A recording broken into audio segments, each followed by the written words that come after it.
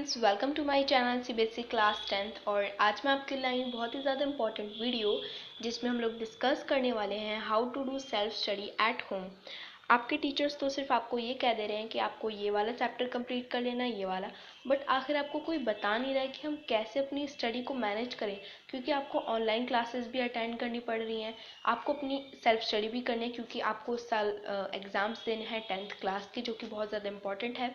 तो पूरी वीडियो आप एंड तक देखना, और आपने अभी तक मेरे चैनल को सब्सक्राइब नहीं किया है तो फटाफट से चैनल को सब्सक्राइब कर दो, बेल आइकन को प्रेस कर दो, ताकि मेरी कोई भी न्यू वीडियो आएगी तो आपको सबसे पहले पता चल जाएगा।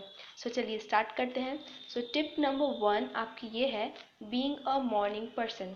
देखो, मैं आपको ये नहीं कहना चाह रही कि आप सुबह में पढ़ो, रात में मत पढ़ो, पूरा दिन तो आपको पढ़ना है नहीं, आपको कुछ टाइम पढ़ना है, ठीक है। तो मॉर्निंग में मैं आपको इसलिए पढ़ने को कह रही हूँ ताकि आपको पूरा दिन आपके पास हो, आप पूरे दिन को यूटिलाइज कर सकें।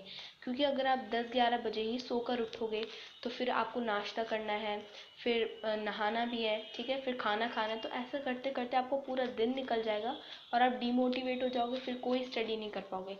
इसलिए आपको सुबह उठकर 7 या 6 बजे से अपनी स्टडी को स्टार्ट कर देना है, ताकि आप सुबह भी पढ़ सकें, शाम में भी पढ़ सकें और थोड़ा बहुत रात में भी पढ़ सकें, ठीक है। इसके बाद सेकंड जो टिप है आपकी, वो है टू डू लिस्ट बनाना। देखो, टू डू लिस्ट बनाना बहुत ज़्यादा इंपॉर्टेंट है आपके लिए, ख़ास तौर पर 10th और 12th वाले बच्चों के लिए, क्योंकि टाइम टेबल तो आपको बनाना है, बिना टाइम टेबल के तो कुछ नहीं हो सकता, और आपने अभी तक बना लिया होगा टाइम टेबल, ठीक है। अब उसके बाद आपको बनानी है टू डू लिस्ट, यानी कि आपको एक लिस्ट बनानी है जिसमें आप लिखे जाए आपको एसएसटी के कोई भी 2 चैप्टर रीड करने हैं आज, या सपोज एक चैप्टर रीड करना है तो वो लिख दो, मैथ की एक एक्सरसाइज कंप्लीट करनी है वो लिख दो।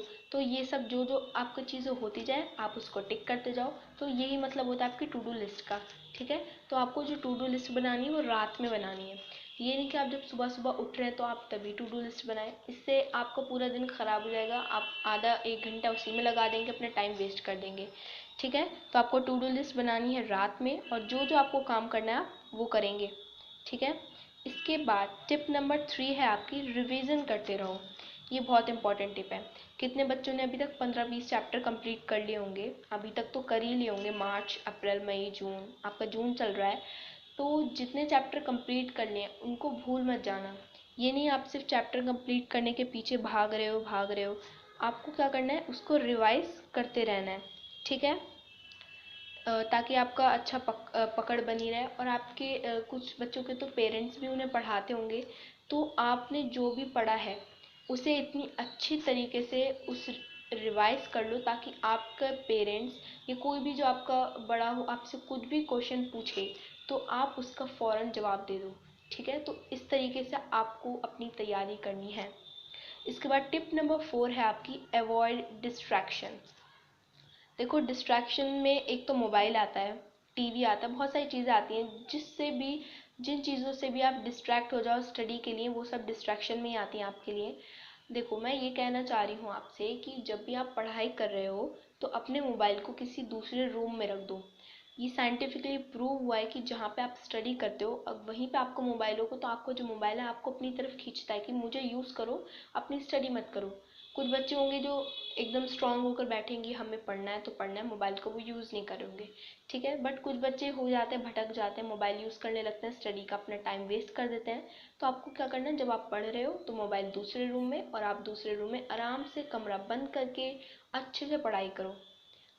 अकेले में पढ़ाई करने का जो मज़ा है ना, वो और कहीं मज़ा नहीं आता इतने शोर में पढ़ने का, ठीक है। तो इसलिए आप अकेले पढ़ाई करो, मोबाइल को दूसरे रूम में रख दो। टिप नंबर 5 है आपकी, स्टडी इन चंक्स। ये बहुत इंपॉर्टेंट टिप है। आपको क्या करना है, स्टडी को टुकड़ों में पढ़ना है, यानी कि 30 से 40 मिनट पढ़ा, इसके बाद ब्रेक लिया, फिर 30 से 40 मिनट पढ़ा, फिर ब्रेक लिया, फिर लॉन्ग ब्रेक ले लिया, इस तरीके से आपको पढ़ना है। और अब आप 10th क्लास में हो, आपका दिमाग भी इतना मैच्योर हो चुका है कि वो एक बार में 40 मिनट तो मैक्सिमम पढ़ सकता है। कुछ बच्चे होंगे जिन्हें 30 मिनट के बाद पढ़ने का दिल नहीं करता, तो वो 30 मिनट्स पढ़े, उसके बाद 10 to 15 मिनट्स का ब्रेक ले ले, उसके बाद फिर 30 मिनट्स पढ़े। और याद रखें, ये जो आपका ब्रेक है वो 1 या 2 घंटे में कन्वर्ट नहीं होना चाहिए, ठीक है। स्टडी इन चंक्स का मतलब यही है कि आपने एक स्लॉट में पढ़ा तो उसके ब्रेक लेने के बाद आप दूसरे स्लॉट में स्टडी करोगे, ठीक है। टिप नंबर 6 है आपकी, टारगेट। मैं आपको हर वीडियो में बताती हूँ कि आपको टारगेट सेट करना है, बट इस बार की वीडियो में ये टारगेट होना चाहिए आपका हाफ ईयरली एग्ज़ाम्स का या फिर पीरियोडिक असेसमेंट का। इसका मतलब ये है कि अब जो आप तैयारी कर रहे हैं तो आपको अपनी इस तरीके से तैयारी करनी है और अपनी बुक आधी कंप्लीट कर लेनी है अगस्त या जुलाई के एंड तक। ठीक है, ऐसा क्यों? क्योंकि अगर आपके स्कूल्स ओपन नहीं होते हैं, क्योंकि कोरोना वायरस की वजह से शायद स्कूल ना ओपन हो जाए या हो भी जाए, तो अगर बाई चांस आपके स्कूल ओपन नहीं होते हैं तो आपके टीचर्स क्या करेंगे, आपको ऑनलाइन एग्ज़ाम्स दे सकते हैं, कैसे भी टेस्ट दे सकते हैं।